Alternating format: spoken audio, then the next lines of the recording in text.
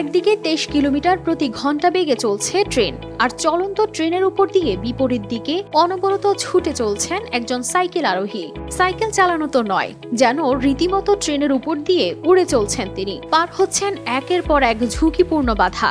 ভাবছেন এটি কোনো সিনেমার দৃশ্য, কিন্তু না, সাহসী এই কাজটি করে ইতিহাস গড়েছেন পোল্যান্ডের ডাউইড গজিয়েক।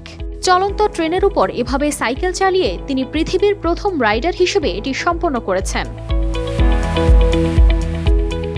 এই ব্যতিক্রমী কাজটি পোল্যান্ডের আপার সিলেসিয়ায় হয়েছে, যেখানে ডাউইড একটি বিশেষ পথ তৈরি করেছিলেন যা মোট 10টি ট্রেনের বগির উপর দিয়ে বিস্তৃত ছিল। চলন্ত অবস্থায় তিনি একের পর এক কসরত সম্পন্ন করেছেন, যার মধ্যে সবচেয়ে আকর্ষণীয় ছিল এক ধরনের উল্টো ঝাঁপ, যা আগে কেউ কখনো করেননি বলে দাবি তার। এটা আমার জীবনের সেরা সময়। সর্বাধুনিক প্রযুক্তি ও সেরা মানের উপাদানে তৈরি আরএফএল চেয়ার, ক্ষমতার নয় সমতার চেয়ার। অনেকদিন ধরেই আমি এমন কিছু করার স্বপ্ন দেখছিলাম, আর আজ তা পূর্ণ হয়েছে।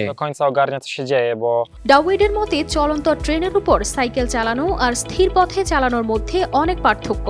ট্রেন চলতে থাকলে প্রতিটি বাধা তার দিকে এগিয়ে আসে, যা তার জন্য ছিল বড় একটি মানসিক চ্যালেঞ্জ। তবে শুধু উল্টো লাফি নয়, ডাউইডের এই যাত্রা ছিল আরো অসাধারণ কিছু চ্যালেঞ্জ, যেমন ডাবল ঘূর্ণি এবং সামনের দিকে ঝাঁপ। তবে সবচেয়ে কঠিন ছিল শেষ বগির ওপর থেকে উল্টো ঝাঁপ দিয়ে সোজা নেমে আসা।